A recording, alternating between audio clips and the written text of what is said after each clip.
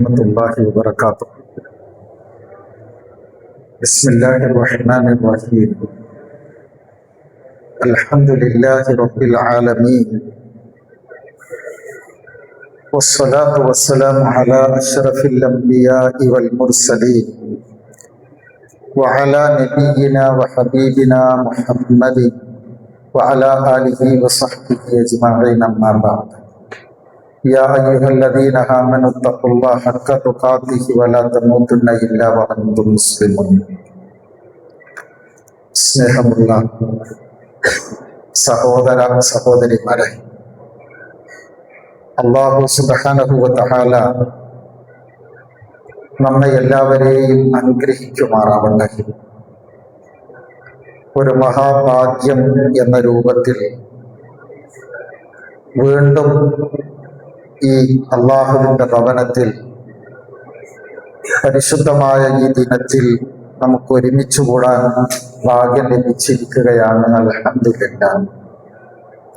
ഈ സമയത്ത് നമ്മുടെ ജീവിതത്തിൽ നമ്മൾ എപ്പോഴും ചെയ്തുകൊണ്ടിരിക്കുന്ന ആ കർമ്മങ്ങളിൽ തന്നെ കൂടുതൽ ശ്രദ്ധയും കരുതലുകളും ഉണ്ടാകണമെന്ന നിലയിലുള്ള ഒരു ചെറിയ നസീഹത്താണ് നൽകാൻ ഉദ്ദേശിക്കുന്നത്. അള്ളാഹു ഖബൂൽ ചെയ്യുമാറാവട്ടെ. സഹോദരങ്ങളെ, മനുഷ്യരെന്ന് പൊതുവെ അത് വിശ്വാസികളായാലും അവിശ്വാസികളായാലും ജീവിതം ഒരു തരം സംഘർഷഭരിതമാണ്. ഒരു തരം അസ്വസ്ഥതകൾ, ബേജാറുകൾ കൊണ്ട് നിറഞ്ഞിരിക്കുകയാണ്. ആ ബേജാറുകളുടെ അവസ്ഥ പരിശോധിക്കുമ്പോൾ അവിടെ മനുഷ്യന്റെ മതമോ വിദ്യാഭ്യാസമോ സംസ്കാരമോ ഒന്നും അതിന് മാറ്റം വരുത്തുന്നില്ല എന്ന് വേണം നമുക്ക് മനസ്സിലാക്കാൻ.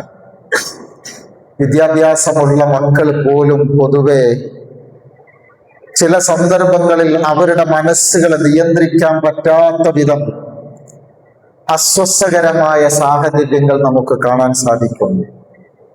ജീവിതത്തിൽ പ്രതിസന്ധികൾ വരുമ്പോ, ഇത്തരം പ്രയാസങ്ങൾ വരുമ്പോ ഇതെല്ലാം ഒരു പരീക്ഷണങ്ങളാണ് എന്ന് മനസ്സിലാക്കാൻ കഴിയാതെ മനസ്സ് സമാധാനം നഷ്ടപ്പെട്ടു പോകുന്ന രംഗങ്ങൾ നമ്മൾക്ക് കാണാൻ സാധിക്കുന്നു. ചില ആളുകളൊക്കെ പറയും, പഴയ കാലത്ത് പട്ടിണി ഉണ്ടായിരുന്നു, ദാരിദ്ര്യം ഉണ്ടായിരുന്നു, അന്ന് വിഭവങ്ങളില്ല, വിദ്യാഭ്യാസമൊന്നും ഉണ്ടായിരുന്നില്ല, സ്വാധീനം ഉണ്ടായിരുന്നില്ല. എന്നിട്ടും അവരൊക്കെ നമ്മളെക്കാളും കൂടുതൽ സ്വസ്ഥമായി സമാധാനത്തോടുകൂടി ജീവിച്ചിരുന്നു. പുതിയ തലമുറയിൽ നമ്മൾ തന്നെ, ഇപ്പൊ നമ്മൾ ജീവിക്കുന്ന ഈ കാലഘട്ടത്തിൽ നമുക്ക് പറയത്തക്ക ഒന്നിനും കുറവില്ല. പക്ഷെ എന്നാലും നമ്മളും ഒരു തരം സംഘർഷത്തിലാണ്. ഇവിടെയാണ് ഇതിനൊക്കെ ലഘൂകരിച്ചു കൊണ്ടുവരാൻ എന്താണ് വഴി, നമ്മൾ ശരിക്കത് ആലോചിക്കണം. കാരണം എന്താ പറയുക, നമ്മുടെ നാട്ടില് 40% ആളുകൾ രാത്രി ഉറങ്ങുന്നതിന് വേണ്ടി, സ്വസ്ഥമായി ഉറങ്ങാൻ കൃത്യമായി മരുന്ന് കഴിക്കുന്ന ആളുകളാണ്. അല്ലാതെ കിടന്നാൽ ഉറക്കം വരാത്ത ആളുകളാണ് കൂടുതലുള്ളത്. പ്രിയരെ, നമ്മുടെ ജീവിതത്തിൽ പരീക്ഷണങ്ങൾ വരുന്നത് നമ്മളെ സംഘർഷമാക്കാനല്ല, മറിച്ച് നമ്മെ ഉയർത്താനാണ്. അതുകൊണ്ടാണ് ലോകത്തുള്ള എല്ലാ നബിമാരും പരീക്ഷിക്കപ്പെട്ടത് എന്ന് നമ്മൾ തിരിച്ചറിയണം. എല്ലാ നല്ല മനുഷ്യരും പരീക്ഷിക്കപ്പെട്ടിട്ടുണ്ട്.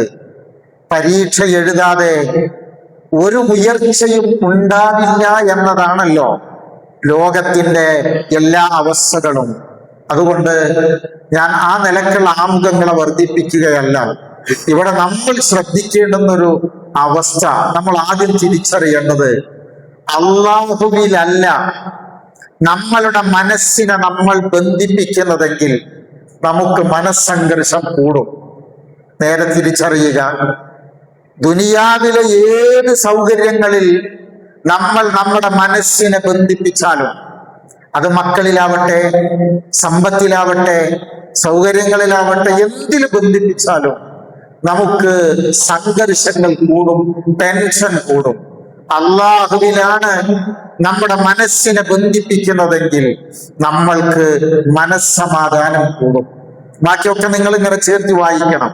അതുകൊണ്ടാണ് ലാ തഹ്സൻ ഇന്നല്ലാഹ മഅനാ എന്ന് ഖുർആൻ നമ്മളെ പഠിപ്പിച്ചു തരുന്ന ഒരു വാക്കുണ്ടല്ലോ. ആ വാക്ക് ലോകത്തെ ഏറ്റവും അസ്വസ്ഥമായി നിൽക്കുന്ന ഒരു രംഗത്ത് ഹബീബായ റസൂൽ സ്വല്ലല്ലാഹു അലൈഹി വസല്ലം പറഞ്ഞ വാക്കാണ്.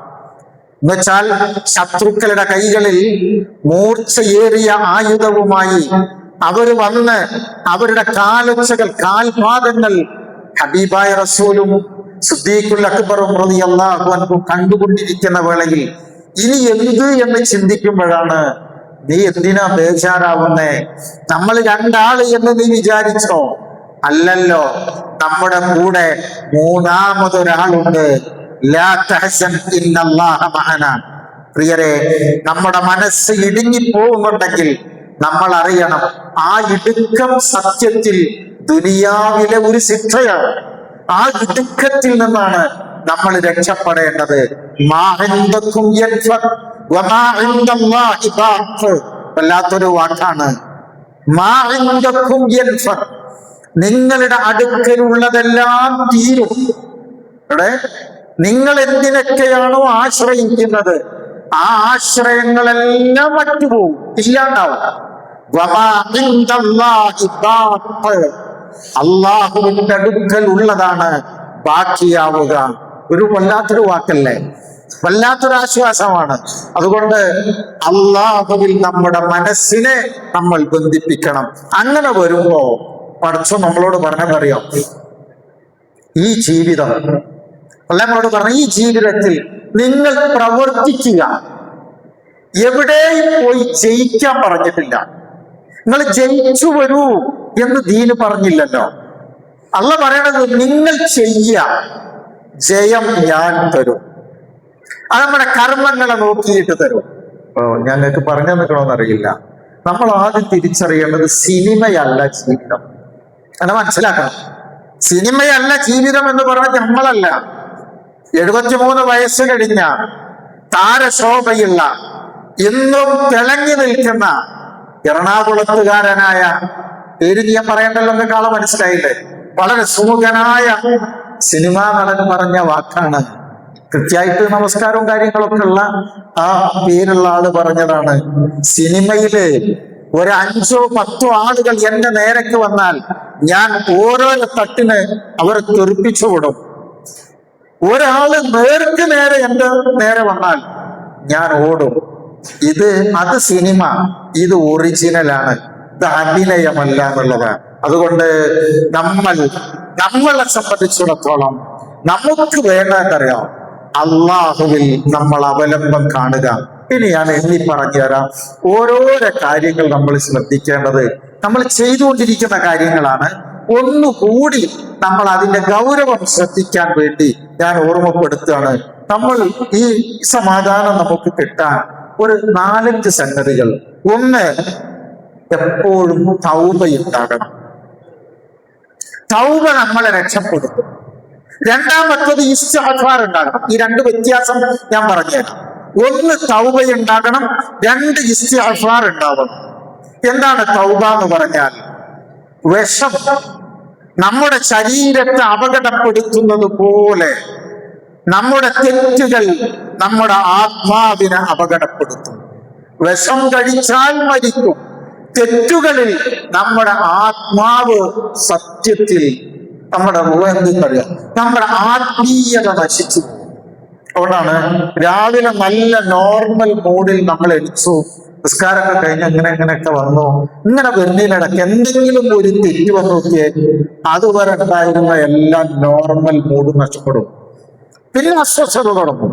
അതുകൊണ്ടാണ് അപ്പൊ നമ്മളൊക്കെ ചിന്തിക്കേണ്ടത്, നമ്മുടെയൊക്കെ ജീവിതത്തിൽ തെറ്റുണ്ടോ? അങ്ങനെ നമുക്ക് ആലോചിക്കാലോ. സത്യത്തില് നമ്മളൊക്കെ ആളുകൾ എന്ന് തെറ്റ് കാണുന്നതറിയോ? ഇപ്പൊ പലിശ, വ്യഭിചാരം, പിന്നെ ഇങ്ങനെയുള്ള കുറെ ഹറാമുകളുടെ ലിസ്റ്റ് ഔട്ട് ചെയ്യുമ്പോ ഇതൊന്നും നമ്മുടെ ജീവിതത്തിൽ അധികവും വരുന്നില്ല. അൽഹംദുലില്ലാ, അൽഹംദുലില്ലാ. നമ്മളതിനെ ചരിത്രങ്ങൾ വായിച്ചു നോക്കുക. അള്ളാഹുവിന്റെ മഹത്തായ തൗഫീഖാണ്. ഈ സമയത്ത് ഇവിടെ വന്നിരിക്കാൻ നമുക്ക് സൗഭാഗ്യം തന്നത് അൽഹംദുലില്ലാഹ്.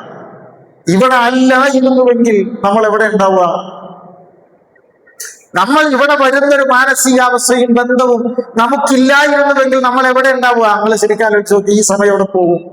അപ്പൊ ഇക്കഴിഞ്ഞ ദിവസത്തില് നമ്മളോട് പറയാൻ പറ്റുമെന്ന് അറിയില്ലോ. ആളുകളുടെയൊക്കെ മാനസികാവസ്ഥയാണ് ഞാൻ ഈ പറയുന്നത്. കൃത്യമായി റമളാനിൽ പോലും ഭക്ഷണം കഴിക്കുന്ന ദീനിന്റെ ചിഹ്നങ്ങളെ അനാദരിക്കുന്ന ആളുകളെ നമുക്ക് പുറത്തിറങ്ങിയാൽ കാണാം, അല്ലേ? അവിടുന്നൊക്കെ പടച്ച് നമ്മളെ രക്ഷപ്പെടുത്തി. എങ്കിൽ തൗബയുടെ ശക്തി എപ്പോഴും കൂടണം. നമ്മൾ അറിഞ്ഞും അറിയാതെ ജീവിതത്തിൽ ഓരോരോ തെറ്റുകൾ വരുന്നുണ്ട്. നമ്മുടെ ജീവിതത്തിൽ വരുന്ന തെറ്റുകുറ്റങ്ങൾക്കനുസരിച്ച് അള്ളാഹു നമ്മളെ ശിക്ഷിക്കുന്നുണ്ടോ? ശരിക്കും ആലോചിച്ചേ. നമ്മുടെ ജീവിതത്തിൽ വരുന്ന വീഴ്ചകൾക്കനുസരിച്ച് അള്ളാഹു നമ്മളെ ശിക്ഷിക്കുന്നുണ്ടോ? ഉണ്ടെങ്കിൽ നമ്മൾ ഇവിടെ വന്നിരിക്കൂലല്ലോ, ഇങ്ങനെ ഇരിക്കാൻ കഴിയില്ല, സത്യ. പക്ഷെ അപ്പൊ നമുക്ക് ഫീൽ ചെയ്യുന്നില്ല അള്ള നമ്മളെ ശിക്ഷിക്കുന്നുണ്ട് എന്ന നിലക്ക്. അള്ള നമ്മളെ കൃത്യമായി ശിക്ഷിക്കുന്നുണ്ട്. നമ്മുടെ ജീവിതത്തിൽ വരുന്ന വീഴ്ചകൾക്കനുസരിച്ച് അള്ളാഹു നമ്മളെ ശിക്ഷിക്കുന്നുണ്ട്. ഇങ്ങനെ അറിയാം. അള്ളാ എന്ന് കേട്ടാൽ നോക്കെ മുഅ്മിനിന്റെ മഹത്വം പറഞ്ഞത് എങ്ങനെയാ? ഇന്നമൽ മുഅ്മിനൂനല്ലദീന ഇദാ ദുകിറല്ലാഹു വജിലത് ഖുലൂബുഹും വഇദാ തുലിയത് അലൈഹിം ആയാതുഹു സാദതുഹും ഈമാനൻ വഅലാ റബ്ബിഹിം യതവക്കലൂൻ. അള്ളാഹുവിനെ കുറിച്ച് ഓർമ്മിപ്പിച്ചു കൊടുത്താല് മുഅ്മിനുകളുടെ മനസ്സുകൾക്ക് ഇങ്ങനെ ഒരു ഈജാനൊരു കൽപ്പുണ്ടാവും. മനസ്സിങ്ങനെ പെടക്കുന്ന. ഞാൻ അങ്ങനെ ആലോചിക്കലുണ്ട്. അതൊരു പ്രസംഗത്തിന് പറയണല്ല, നിങ്ങളിന്റെ കൂടെ എന്ന് പറയണം. അള്ളാഹ് എന്ന് കേൾപ്പിച്ചു തന്നിട്ട് നമുക്കൊരു ഈജാലിൽ കൽവുണ്ടായിക്കണം. നമ്മൾ ഇവിടുന്ന് ഇറങ്ങിപ്പോയി ഈ ആയത്തും കേട്ടിട്ട് ഞാനും നിങ്ങളും ഇറങ്ങി കഴിഞ്ഞിട്ട് നമുക്ക് അള്ളാഹ് എന്ന് പറഞ്ഞ് ഓർമ്മ വരുന്നില്ല. നമ്മളിവിടെ എന്താ ക്ലാസ്? നല്ലൊരു ചുമ കേട്ടു, നല്ലൊരു ഹുത്തുബ കേട്ടു. ഇന്നത്തെ ഹുത്തുബ യാതൊരു കുഴപ്പമില്ല, ഉഷാറായിരുന്നു എന്നൊക്കെ നമ്മൾ പറഞ്ഞു കഴിഞ്ഞിട്ട് നിങ്ങൾ ആ പറഞ്ഞ ഹുത്തുബ നിനക്ക് പറഞ്ഞുകൊണ്ടാന്ന് വേറൊരാൾ പറയാൻ നോക്ക. അല്ല, മൗലവി നന്നായിട്ടാണ് പറഞ്ഞത്, എനിക്ക് എന്താ അറിയാൻ കിട്ടുന്നില്ല.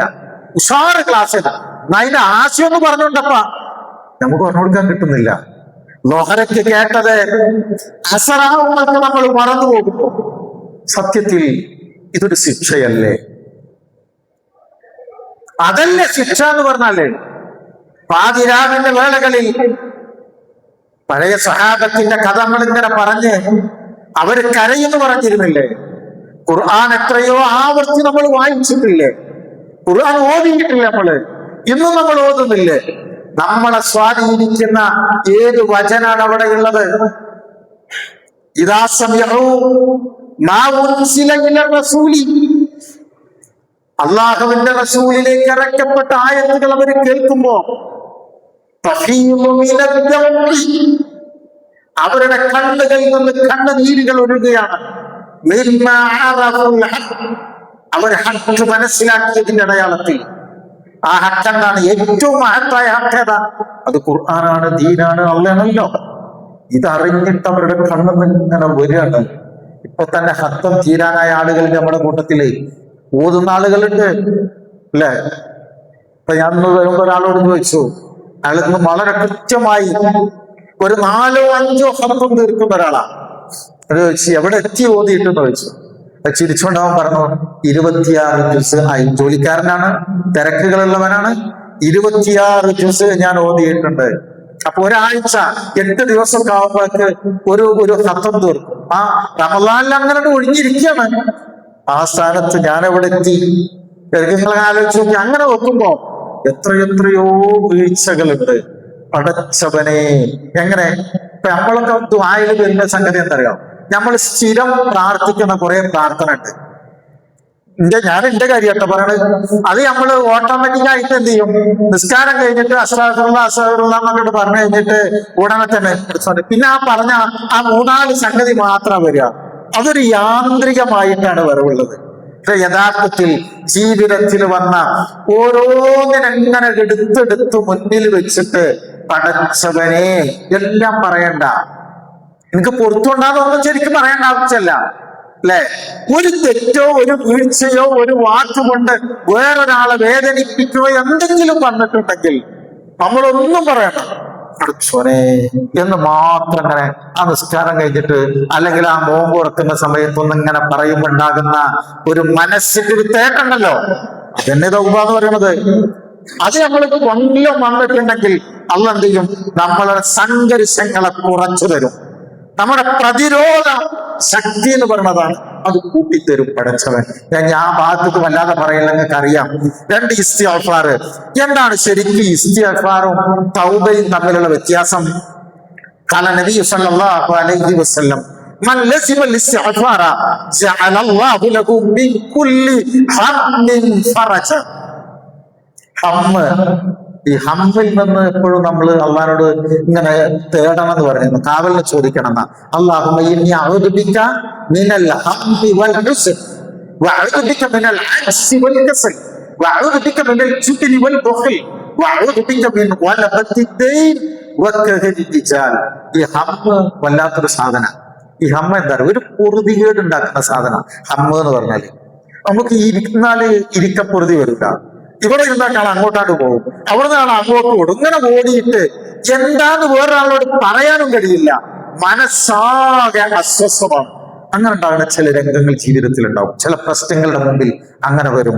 ഹബീബായ റസൂല് സ്വല്ലല്ലാഹു അലൈഹി വസല്ലം തങ്ങൾ പറയാണ്, ഇസ്തിഗ്ഫാർ നിങ്ങൾ വർദ്ധിപ്പിച്ചാൽ ഈ മലക്കുള്ള എല്ലാ മാനസികാസ്വാസ്ഥ്യങ്ങളിൽ നിന്നും അള്ളാഹ് നമ്മളെ രക്ഷിക്കും, നമുക്ക് തുറവി തരുന്ന എന്താണ് അസ്തഗ്ഫിറുല്ലാഹ്, തസ്ബീഹ്, തഹ്മീദ് ഒക്കെ വർദ്ധിപ്പിക്കുക. നമ്മളൊരു ഒരു രംഗം ആലോചിക്കണം കേട്ടോ. യൂനസ് നബി അലൈഹി സ്വലാമയുടെ കഥ ഖുർആൻ പറഞ്ഞു തരുന്നുണ്ട്.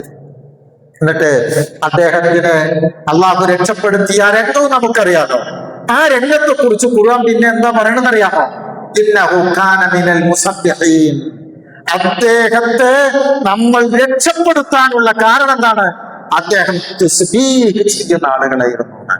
നമ്മൾക്കുണ്ടല്ലോ നമുക്ക് ചൊല്ലേണ്ട കുറെ വാക്കുകളില്ല. ഞാൻ ഓരോന്ന് എണ്ണി പറഞ്ഞു തരേണ്ട ആവശ്യമില്ലല്ലോ. നിങ്ങൾ ശ്രദ്ധിച്ചു നോക്കൂ, എത്രമാത്രം തസ്ബീഹ് അവിടെ ഉണ്ടാവും. അപ്പോ അസ്തഗ്ഫിറുല്ലാഹ് എന്ന് പറയൽ മാത്രമല്ല, മഅ്ഫിറത്ത് നൽകണം എന്ന ബോധം എപ്പോഴും നമുക്കുണ്ടാകണം. അങ്ങനെ വന്നാൽ പടച്ചവൻ നമ്മൾ എന്ത് ചെയ്യുന്നറിയോ? നല്ല തുറവി തരും. മൂന്നാമത്തത് തൗബ പറഞ്ഞു, ഇസ്തിഗ്ഫാർ പറഞ്ഞു. മൂന്നാമത്തത് ഏതാ? തൗഹീദാണ്. ശരിക്കും നമ്മൾ പറയും തൗഹീദ് ഒന്നല്ലേ വേണ്ടുന്ന, ഒന്നെന്നെയാണ് വേണ്ടത്. പക്ഷെ തൗഹീദ് ഉള്ള എമ്മക്കാണല്ലോ തൗബ ഇസ്തിഗ്ഫാറിന്റെ ആവശ്യമുള്ളൂ. പക്ഷെ നമ്മൾ മനസ്സിലാക്കേണ്ട ഒരു തൗഹീദ് ഉണ്ട്. ഇടയ്ക്കിടയ്ക്ക് നമ്മുടെ തൗഹീദിനെ നമ്മൾ പരിശോധിക്കണം.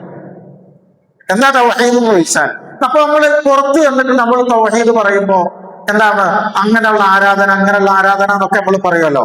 നമ്മുടെ തൗഹീദിന്റെ ശക്തി എത്രയെന്നാണ് നമ്മൾ ആലോചിക്കേണ്ടത്. നമ്മുടെ തൗഹീദിന് ശക്തിയുണ്ടോ? ഉലൈക ലഹുമുൽ അംന്, അവനാണ് നിർഭയത്വമുള്ളത് എന്നാണ്. എന്താണ് അതിന്റെ അർത്ഥം അറിയോ? ഈ തൗഹീദിന്റെ ഈ അംനിന്റെ ശക്തി കുറഞ്ഞു പോകുന്തോറും നമുക്ക് ഒരു പ്രശ്നങ്ങൾ കൂടും. ഈമാനിന്റെ ശക്തി ശരിക്കും നമ്മളെ അത്ഭുതപ്പെടുത്തും. അതെന്താ ആ ഈമാന്റെ ശക്തി എന്ന് പറയുന്നത്? എന്റെ പടച്ചോ കൊടുക്കൂല. നേരെ മനസ്സിലാക്കണം. നമ്മുടെ മുന്നിലൊക്കെ പ്രതിസന്ധികൾ വരും. എന്റെ റബ്ബ് ബുദ്ധിമുട്ടിയിട്ടില്ല. എന്റെ പടച്ചവൻ എന്നെ സംരക്ഷിക്കും. പക്ഷേ ചില സന്ദർഭങ്ങളിൽ എന്ത് ചെയ്യുന്നറിയോ? നമ്മുടെ ഈമാന് പരിശോധിക്കാൻ വേണ്ടി പടച്ചവൻ ഇങ്ങനെ കൊണ്ടുപോയിട്ടൊരു ഒരു ടോപ്പിൽ എത്തിക്കും. എന്നിട്ടാണ് ഒരു തുറവി തരിക. നിങ്ങൾ ചരിത്രങ്ങൾ ഇങ്ങനെ വായിച്ചു നോക്കി ഓരോന്ന്. അതിനാണ് തൗഹീദ് എന്ന് പറയാ കേട്ടോ. ഇപ്പൊ മൂസാ നബി അലൈഹിസ്സലാം ഇസ്രായേലിയരെ കൊണ്ട് പോവുക. മുന്നിലെത്തിയപ്പോ കടല് കണ്ടു. പിന്നിൽ നോക്കുമ്പോ അതിന്റെ എണ്ണം ഭയങ്കര ഭീകരമായിട്ട് പറഞ്ഞു. 60,000 അതിന്റെയൊക്കെ മീത് പറയുന്നുണ്ട്. അങ്ങനത്തെ കാലാൾപ്പടയാണ് വന്നിരിക്കുന്നത്. പിന്നിൽ സൈന്യം, മുന്നിൽ കടല്. ഈ നിൽക്കുന്ന ഈ വേളയിലാണ് എന്താ ചെയ്യ? ഒന്നും ചെയ്യല്ല. ഞങ്ങൾ എത്തുമ്പോഴാണ് ഇന്നാല മുദറകൂൻ. ഒരു പറഞ്ഞതറിയോ? നമുക്കിനി രക്ഷല്ല മൂസ നമ്മൾ പിടിക്കപ്പെട്ടു കഴിഞ്ഞു, ഇനി നമ്മൾ രക്ഷപ്പെടൂല എന്ന് പറഞ്ഞപ്പോ മൂസ അലൈഹി സ്വലാം പറഞ്ഞ വാക്കെന്തറിയോ? നമുക്കറിയില്ലേ? കല്ലാ ഇന്ന മഅയ റബ്ബീ സയഹ്ദീൻ. ആ വാക്ക് ഇവിടുന്ന വരിക ഇല്ലാതെ അള്ള നമ്മളെ ബുദ്ധിമുട്ടിരിക്കൂല. എന്റെ പടച്ചവൻ ഇന്ന മഅയ റബ്ബീ, എന്റെ കൂടെ എന്റെ റബ്ബുണ്ടല്ലോ, സയഹ്ദീൻ, അവൻ നമുക്ക് വഴി കാണിച്ചു തരുമല്ലോ. ചരിത്രം പറയുന്നത് എങ്ങനെ അറിയാമോ? ആ കപ്പന ചെങ്കടലിലൂടെ മുസ്ലിമീങ്ങൾ മുഅ്മിനീങ്ങൾ നടന്നു നീങ്ങിയത് ഒരു പാലസിൽ നടക്കുന്ന ഫീലിങ്ങോട് കൂടിയാണ് അവർ നടന്നത്. അല്ലെ, രണ്ട് ഭാഗത്തേക്ക് വെള്ളം ചിറകെട്ടി വന്നിട്ട് ഒരു പിന്നെ നമ്മള് ടിപ്പുവിന്റെ ഒക്കെ പാലസിലൂടെ അങ്ങനെ നടക്കുമ്പോണ്ടാകുന്ന ഒരു ഉച്ചാറുണ്ടല്ലോ, ആ രൂപത്തിൽ ആ വഴി അത്ര മനോഹരമാക്കിയിട്ട് അവർക്ക് അള്ള കൊടുത്തു. ആ വെള്ളത്തെ മറ്റൊരാളുടെ ശിക്ഷയുമാക്കി കളഞ്ഞു. പ്രിയപ്പെട്ടവരെ, എന്റെ വിശ്വാസം എന്നെ രക്ഷിക്കും. അതിനെന്താ വേണ്ടെന്നറിയോ?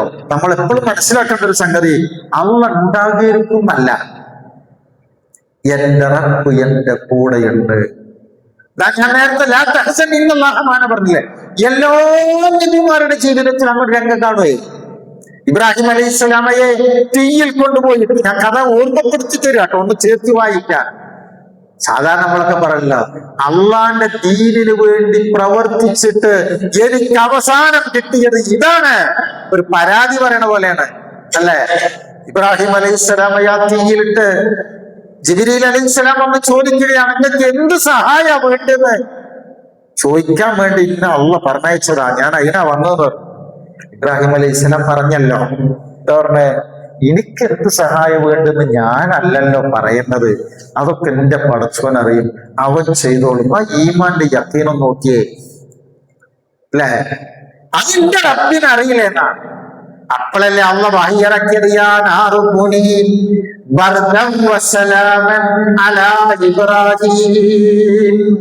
എന്താ പറയണത്? നമ്മൾ അങ്ങനെ ചിന്തിക്കാൻ കൊണ്ട് കഴിയോ? തീയിന് അതിന്റെ സ്വാഭാവിക ഗുണം എന്താ? ഒരെണ്ണത്തിനെ കരിച്ചു കളയണം എന്നുള്ളതാണ്. ആ സ്വാഭാവിക ഗുണം മാറ്റിയിട്ട് വേറൊരാൾക്ക് സംരക്ഷണം കൊടുക്കണമെന്ന് തീരുമാനം അല്ലാഹു അറിയിക്കുമ്പോ നമ്മൾ അള്ളാഹുവിനോട് ആവശ്യം ഉന്നയിച്ചിരുന്നുണ്ടെങ്കിൽ ഇങ്ങനത്തെ ഒരു സഹായം ഏതായാലും കിട്ടൂലല്ലോ. കാരണം നമുക്ക് അങ്ങനെ ചിന്തിക്കാൻ കഴിഞ്ഞിട്ടില്ലല്ലോ, അങ്ങനെ നമ്മുടെ ചിന്ത പോകില്ലല്ലോ. അതിനാണ് അള്ളാഹ് അങ്ങനെ കൊടുത്തത്. അതാണ് തൗഹീദ് എന്ന് പറഞ്ഞത്. എല്ലാ നബിമാരുടെയും എല്ലാവരുടെ കഥകളും നിങ്ങൾ ഇങ്ങനെ എടുത്തു വെക്കുക. ഇന്ന് എന്റെ റബ്ബ് കൈവെടിയില്ല, അങ്ങനെ തന്നെ നമ്മൾ മനസ്സിലാക്കുക. പടച്ചോൻ എന്നെ സഹായിക്കും. ഇന്നെന്ത് വേണ്ടെന്നറിയാമോ? ആ അള്ളാഹുവിനോട് നമുക്ക് കടുപ്പമുള്ള സ്നേഹമുണ്ടാവണം. ബാക്കിയുള്ള സ്നേഹങ്ങളെല്ലാം ഇതിന്റെ ബൈ പ്രൊഡക്റ്റാണ്. വേറെ മനസ്സിലാക്കുക, അള്ളാഹുവിനെയാവണം നമ്മൾ ലോകത്ത് ഏറ്റവും കൂടുതൽ ഇഷ്ടപ്പെടുന്നത്. ഈ റബ്ബാണ് എനിക്ക് ബാക്കിയെല്ലാം തന്നത്. ബാക്കി എല്ലാ സ്നേഹവും ഇവിടെ നിന്നുള്ളതാവണം. പക്ഷെ നമ്മൾ തിരിച്ചറിയേണ്ടത് പുറത്തുനിന്ന് വാങ്ങിക്കാൻ കിട്ടുന്ന ഒരു സംഗതി അല്ല അത് അള്ളാഹ് നമുക്ക് തരണം. അതുകൊണ്ടാണല്ലോ ഹബീബായ റസൂൽ സല്ലല്ലാഹു അലൈഹി വസല്ലം പ്രാർത്ഥിക്കാറില്ലേ, അല്ലാഹുമ്മ ഇന്നി അസ്അലുക ഹുബ്ബക വഹുബ്ബ മൻ യുഹിബ്ബുക വഹുബ്ബ അമലി യുഖർരിബുനി ഇലാ ഹുബ്ബിക. കാണാതറിയില്ല ഈ പ്രാർത്ഥന? ഇല്ലെങ്കിൽ എന്തെന്നത് പഠിക്കാൻ പറ്റോ? ഭയങ്കര ഒരു പ്രാർത്ഥനയാണ്. പടച്ചോനെ, നിന്റെ സ്നേഹം ഞാൻ ചോദിക്കുന്നു. നിന്നെ ഇഷ്ടപ്പെടുന്നവരുടെ ഇഷ്ടത്തെ ഞാൻ ചോദിക്കുന്നു. എങ്ങനെ? നിന്റെ ഇഷ്ടം ഞാൻ ചോദിക്കുന്നു, നിന്നെ ഇഷ്ടപ്പെടുന്നവരുടെ ഇഷ്ടം ഞാൻ ചോദിക്കുന്നു. ഇനി നിന്റെ ഇഷ്ടം ഉണ്ടാക്കുന്ന അമലുകൾ, ഈ അമൽ ഞാൻ ചെയ്യുമ്പോ നിന്റെ ഇഷ്ടത്തിലേക്ക് എനിക്ക് എത്തിച്ചേരണം. അങ്ങനെയുള്ള നിന്റെ ഇഷ്ടം നേടുന്ന അമലുകളും ഞാൻ ചോദിക്കുന്നു. ഒന്ന് മനസ്സിൽ ഒന്ന് പറഞ്ഞു നോക്കി, ഒന്ന് അനങ്ങിയിരുന്നിട്ട്, അല്ലാഹുമ്മ ഇന്നി അസ്അലുക ഹുബ്ബക വഹുബ്ബ മൻ യുഹിബ്ബുക വഹുബ്ബ അമലി യുഖർരിബുനി ഇലാ ഹുബ്ബിക. ഇങ്ങനെ നമ്മൾ പടച്ചവനോട് ഇങ്ങനെ ചോദിച്ചുകൊണ്ടിരിക്കണം. ഈ സ്നേഹം കിട്ടിയാൽ എന്തറിയാമോ? മനസ്സില് നമ്മളെ സ്നേഹിക്കാൻ അള്ളാഹു വേറെ കുറെ ആൾക്കാരെ ഉണ്ടാക്കി തരും. അവരുടെ കൽവിൽ നമ്മളെ സ്നേഹിക്കാനുള്ള ഒരു വിചാരം ഉണ്ടാക്കി തരും. നമ്മുടെ മനസ്സിൽ അവനെ സ്നേഹിക്കാനുള്ള മനസ്സും അള്ള തരും. നമ്മുടെ മനസ്സിന്റെ സംഘർഷങ്ങൾ അള്ളാഹു കുറക്കും. ജീവിതം രസകരമാകും. അതിനർത്ഥം കഷ്ടപ്പാടില്ലാന്നോ പ്രശ്നങ്ങളില്ല എന്നൊന്നും നമ്മൾ വായിക്കരുത്. കാരണം ഇത് ദുനിയാവാണ്. ദുനിയാവിൽ എന്തുണ്ടാവും? അത് അങ്ങനെ തന്നെയാണ്. അതിന്റെ കയറ്റിറക്കം ഉണ്ടാകണല്ലോ. അപ്പോഴാണ് അതൊക്കെ ഉണ്ടാവുക. അടുത്തത് ഞാൻ ഒന്നുകൂടി പറഞ്ഞുതരാം. മറ്റത് എന്താണെന്ന് അറിയാമോ? അള്ളാനെ കുറിച്ചുള്ള ഓർമ്മയാണ്. അതിന് നമ്മൾ ദിക്ർ എന്നാണ് പറയുക. വേഗത്തിൽ പറഞ്ഞുതരാം. 2 മിനിറ്റ് പെട്ടെന്ന് ഞാൻ അവസാനിപ്പിക്കുകയും ചെയ്യാം. ഒന്ന്, നമുക്ക് സുബ്ഹാനല്ലാഹ്, അൽഹംദുലില്ലാഹ്, ഇതൊക്കെയാവും ദിക്ർ എന്ന് പറഞ്ഞാൽ നമ്മുടെ മനസ്സിൽ വരിക. സത്യത്തിൽ ദിക്ർ എന്ന് പറയുന്നത് നമ്മുടെ ഉള്ളിൽ വരുന്ന ഒരു ഓർമ്മയാണ്, ഒരു ബോധമാണ്. നമ്മുടെ മനസ്സിൽ ചിലരുടെ മുഖങ്ങൾ മാഞ്ഞു പോയിട്ടില്ല. അവര് മരിച്ചാലും നമ്മൾ ആ മരിച്ച ദിവസങ്ങൾ കഴിയുന്തോറും എന്താകാന്നറിയാം, ആ ഓർമ്മകൾ നമ്മുടെ മനസ്സിലേക്ക് ഇങ്ങനെ തികട്ടി വരും. ചില സങ്കടങ്ങൾ വരുമ്പോ, ചില സന്തോഷങ്ങൾ വരുമ്പോ, ചില സ്ഥലങ്ങൾ കാണുമ്പോ, അല്ലെ, നമ്മുടെ ഉപ്പ ഉമ്മ അവരൊക്കെ നമ്മളിൽ നിന്ന് പിരിഞ്ഞു പോയാലും അവരിരുന്ന സ്ഥലം കാണുമ്പോ, ആ വീട് കാണുമ്പോ, ഇങ്ങനെ ഓരോ ജീവിതത്തിന്റെ സന്ദർഭങ്ങളിൽ അവരെ ഓർമ്മ വരില്ലേ? ആ ഓർമ്മയുടെ പേരാണ് ദിക്ർ എന്ന് പറഞ്ഞാൽ. ഉമ്മാന്റെ വിളി, ഉമ്മാന്റെ മുഖം, അത് നമ്മൾ അറിയാതെ ഇങ്ങനെ ജീവിതത്തിൽ നമ്മുടെ ഇങ്ങനെ ഓർമ്മയിലേക്ക് ഇങ്ങനെ വരിക. അങ്ങനെ ഒരു ദിക്ർ അള്ളാനെ കുറിച്ച് നമുക്കുണ്ടാവണമെന്ന്. നമുക്ക് ഓരോരോ അനുഭവങ്ങൾ വരുമ്പോ, എന്റെ പടച്ചോൻ എനിക്കിത് തന്നിട്ടില്ലായിരുന്നുവെങ്കിൽ, എന്റെ റബ്ബ് എനിക്ക് ഇവരെ തന്നിട്ടില്ലായിരുന്നുവെങ്കിൽ, എന്റെ റബ്ബ് ഇങ്ങനെ ഒരു സാഹചര്യം എനിക്ക് തന്നിട്ടില്ലായിരുന്നുവെങ്കിൽ, എല്ലാത്തിനെയും എന്ത് ചെയ്യാന്നറിയോ? ആ റബ്ബിലേക്കൊന്ന് ഇങ്ങനെ ചേർത്തി നോക്ക്. ഏതൊരു പ്രശ്നം വരുമ്പോഴും അള്ളാനെ കുറിച്ച് ഓർക്കാനല്ലേ പറഞ്ഞത്. അതുകൊണ്ടാണല്ലോ ഈ നമുക്ക് പ്രയാസങ്ങൾ വരുമ്പോൾ ഒരു ദുആ പഠിപ്പിച്ചു തന്നിട്ടില്ലേ? ഏതാണത്? ലാ ഇലാഹ ഇല്ലല്ലാഹുൽ അലീമുൽ ഹലീം, അല്ലേ? ഓർമ്മല്ലേ? ലാ ഇലാഹ ഇല്ലല്ലാഹു റബ്ബുൽ അർശിൽ അലീം, ലാ ഇലാഹ ഇല്ലല്ലാഹു റബ്ബുസ് സമാവാതി വ റബ്ബുൽ അർളി വ റബ്ബുൽ അർശിൽ അലീം. ഇങ്ങനെ ഈ അവസാനം പറഞ്ഞു കൊടുത്തത് എന്തുകൊണ്ടാണെന്നറിയോ? റബ്ബുൽ അർശിൽ കരീം എന്ന് പറഞ്ഞിട്ടുണ്ട്. അപ്പൊ എങ്ങനെയാണ്? ലാ ഇലാഹ ഇല്ലല്ലാഹുൽ അലീമുൽ ഹലീം 3 പ്രാവശ്യം. ലാ ഇലാഹ ഇല്ലല്ലാഹു റബ്ബുൽ അർശിൽ അലീം 3 പ്രാവശ്യം. ലാ ഇലാഹ ഇല്ലല്ലാഹു റബ്ബുസ് സമാവാതി വ റബ്ബുൽ അർളി വ റബ്ബുൽ അർശിൽ കരീം 3 പ്രാവശ്യം. അങ്ങനെ ഇടയ്ക്ക് ഇങ്ങനെ വർദ്ധിപ്പിക്കുക. എല്ലാം അതിലങ്ങനെ ഒലിച്ചു പോകും. പിന്നെ നമ്മുടെ വിഷമോ സങ്കടങ്ങളോ സംഘർഷങ്ങളോ ഇല്ലാതാക്കാൻ വളരെ പ്രധാനപ്പെട്ട മറ്റൊന്നാണ് ജനങ്ങളെ സഹായിക്കുക എന്ന് പറയുന്നത്. ജീവിതത്തിൽ വിഷമങ്ങൾ വരാതിരിക്കാനുള്ള ഒന്നാമത്തെ വഴിയാണ് വിഷമിക്കുന്ന ആളുകളെ സഹായിക്കുക എന്ന് പറയുന്നത്. ഒരുപാട് ആളുകൾ നമ്മുടെ കൈകളിൽ തന്നത് ഏതെങ്കിലും 1-2 ആളുകൾക്ക് നൽകുക. എന്തിന്? വിഷമങ്ങൾ വരൂല എന്നുള്ളതാണ്. ഞാൻ ആ ഭാഗം വല്ലാതെ വിശദീകരിക്കേണ്ടതില്ലല്ലോ. അവിടെ ചരിത്രങ്ങളുടെ വഴികൾ നമ്മൾ നോക്കിയാൽ ഇത് നന്നായി കാണും. ഇനി വേറെ സമയത്ത് നമുക്കതിന് വിശദീകരിക്കുകയും ചെയ്യാം. പിന്നെ വേണ്ടെന്നറിയാമോ? മനസ്സിൽ നിന്ന് പലതും എടുത്തു കളയണം. എന്നാ രക്ഷത്ത്. മനസ്സിൽ നിന്ന് പലതും എടുത്തു കളയണം. ഞാൻ എന്തിനാ അങ്ങനെ പറഞ്ഞതെന്ന് വെച്ചാൽ, ഇപ്പൊ തൗബ കൊണ്ടൊന്നും പോവാത്ത ചില സാധനങ്ങൾ നമ്മുടെ മനസ്സിൽ ഇപ്പോഴും ഉണ്ടാവും.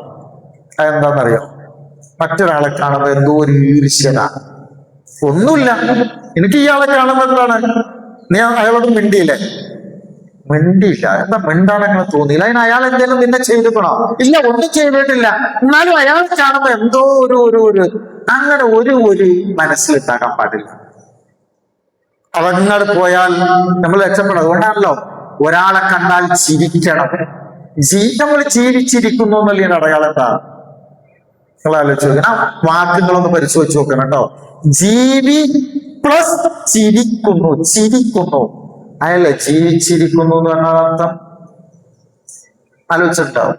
ജീവി പ്ലസ് ചിരിക്കുന്നു, അതാണ് ജീവിച്ചിരിക്കുന്നു എന്നുള്ളത്. അവ ചിരിക്കാൻ 16 പേശി ചലിച്ചാ മതി. നമ്മൾ ഫ്രീ ആണ്. ചിരിക്കാതിരിക്കാൻ 63 പേശി ചലിക്കണം എന്നാണ് നമ്മുടെ ബോഡിയില്. എന്തറിയോ? അപ്പൊ നിങ്ങളെ ഞാൻ കണ്ടു, പണ്ടത്തെ നമ്മളെ പരിചയക്കാരനാ. പിന്നെ ഇപ്പൊ ഞാൻ കാണാൻ ഇഷ്ടപ്പെടാത്ത നിങ്ങൾ എന്നെ നോക്കുള്ളൂ എന്ന് ഞാൻ നോക്കണം. നിങ്ങളെ ഞാൻ നോക്കുമ്പോഴേക്കും ഇങ്ങോട്ട് ഞാൻ തിരിയണം. എന്നിട്ട് അതിനൊക്കെ ഞാൻ മസിൽ പിടിക്കണ്ടേ? എന്തിനാണത്? അതല്ലേ ഹബീബായ റസൂൽ സല്ലല്ലാഹു അലൈഹി വസല്ലം പറഞ്ഞു, നിങ്ങളുടെ കൂട്ടത്തിൽ ഏറ്റവും നല്ലവനാരാ? സലാം കൊണ്ട് തുടങ്ങുന്നവനാണ്. നമ്മുടെ കൂട്ടത്തിൽ നല്ലവൻ, നിങ്ങളുടെ കൂട്ടത്തിൽ നല്ലവൻ. രണ്ടാള് കണ്ടുമുട്ടി, ആ രണ്ടാളിൽ മികച്ചവനാരാണ്? സലാം കൊണ്ട് തുടങ്ങുന്നതാണ്. വെറുതെ പറഞ്ഞതല്ല, അതിന്റെയൊക്കെ മനഃശാസ്ത്രം നമ്മളൊന്ന് ശരിക്കും സ്വസ്ഥമായിട്ട് ഇരുന്ന് ഇങ്ങനെ ആലോചിച്ച് നോക്കിയാൽ വേറൊരാളെ പരിഗണിക്കാൻ കഴിയില്ല. ഭയങ്കര സ്വസ്ഥത കിട്ടും. അപ്പോ നമ്മുടെ മനസ്സിൽ നിന്ന് ഒരുപാട് സംഗതികളെ നമ്മൾ എന്ത് ചെയ്യണം? അങ്ങനെയുള്ളതൊക്കെ എടുത്തു കളയണം. അങ്ങനെ ചില സമയങ്ങളിലൊക്കെ ലാ ഹൗല വലാ ഖുവത ഇല്ലാ ബില്ലാഹ് വർദ്ധിപ്പിച്ചാൽ വീണ്ടും നമുക്ക് സുഖം കിട്ടും. സഹോദരങ്ങളെ, ഇതൊക്കെ സമാധാനം എന്ത് ചെയ്യുന്നത്? നമ്മൾ പടച്ചോന് ചോദിച്ചു വാങ്ങണം. ആ ലഭിക്കുന്നതെല്ലാം അള്ളാഹുവിന്റെ മഹത്തായ ഫളിലാണ്. അങ്ങനെ നമ്മൾ പടച്ചോനോട് എപ്പോഴും തേടിക്കൊണ്ടിരിക്കുക. റബ്ബേ, നിന്റെ ഇഷ്ടദാസന്മാരുടെ കൂട്ടത്തിൽ ഞങ്ങൾ ഉൾപ്പെടുത്തണേ എന്ന് എപ്പോഴും നമ്മൾ പടച്ചോനോട് ചോദിക്കണം. അങ്ങനെ നമ്മളെ എവിടേക്കാണ് കൊണ്ടുപോകേണ്ടത് എന്നുള്ളത് നമ്മൾ ഇപ്പൊ തന്നെ തീരുമാനിച്ചാൽ നമുക്ക് കിട്ടും. എപ്പോഴും പ്രാർത്ഥന ഉണ്ടാകണം. പടച്ചോനോട് ചേർന്ന് നിൽക്കാൻ ശ്രമിക്കുക. എത്ര കാലം ജീവിച്ചു എന്നതല്ല, എത്ര കാലം ജീവിച്ചു എന്നതിനേക്കാളും ജീവിച്ചിരിക്കുന്ന കാലത്ത് എങ്ങനെ നമ്മുടെ അമലുകൾ കൊണ്ട് നമ്മൾ അടയാളപ്പെടുത്തി എന്നുകൂടി ആലോചിക്കുക. പടച്ചോന്റെ തൗഫീഖിനെ തേടുക. അള്ളാഹു അവന്റെ ഇഷ്ടദാസന്മാരുടെ കൂട്ടത്തിൽ നമ്മെ ഉൾപ്പെടുത്തിയവൻ നമ്മെ അനുഗ്രഹിക്കുകയും തൃപ്തിപ്പെടുകയും ചെയ്യുമാറാവട്ടെ. എല്ലാ തരത്തിലുള്ള മുസീബത്തുകളിൽ നിന്നും നമ്മളെ, നമ്മുടെ കുടുംബത്തെ, മക്കളെ, ഉമ്മത്തിനെയൊക്കെ അള്ളാഹു കാത്തി രക്ഷിക്കുമാറാവട്ടെ.